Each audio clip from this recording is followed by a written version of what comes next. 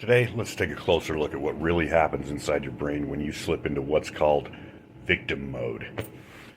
This experience isn't just about feelings, it's deeply tied to how your brain chemistry changes in those moments. When you start to see yourself as a victim, your brain reacts by releasing certain chemicals. First, cortisol floods your body. This hormone is associated with stress and gives you a burst of energy and urgency.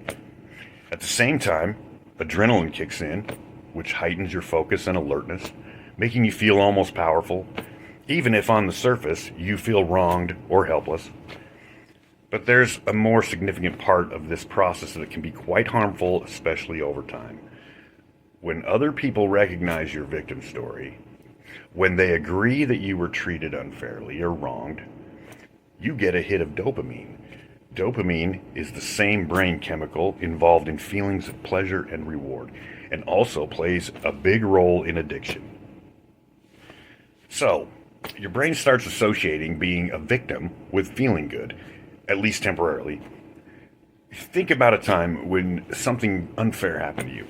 Your heart might have raced and your thoughts focused intensely on the injustice. Even though you felt powerless in that moment, there was also probably a sense of power in being right. In having others acknowledge your experience, that feeling can be very intoxicating. Here's the deal. Once your brain learns that victimhood leads to this kind of relief, it can become less interested in actually fixing the problem or growing. Instead, the cycle becomes about keeping those chemical hits going. What starts as a simple need to be heard can quickly turn into needing others to agree with you, then needing shared outrage, and eventually the need to find someone to blame. Neurologically, the part of your brain responsible for logical thinking, accountability, and long-term planning is the prefrontal cortex. This tends to quiet down during this cycle. Meanwhile, your brain's threat response system stays active.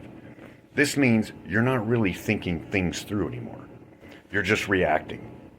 And while reacting might feel like you're doing something productive, it usually doesn't lead to real change of any kind. There's an uncomfortable reality in all this. Victim mode can feel like strength. That's because it protects you from responsibility while keeping a kind of moral high ground. It means you're not forced to change. You don't have to face the risk of failure. You just have to be right. This is a big reason why people can stay stuck in this mindset. Not because they're weak or broken, but because their brain has learned that this pattern of pain and validation actually pays off, chemically speaking. The downside, over time, calm and peace start to feel dull or boring. Finding solutions feels scary or threatening.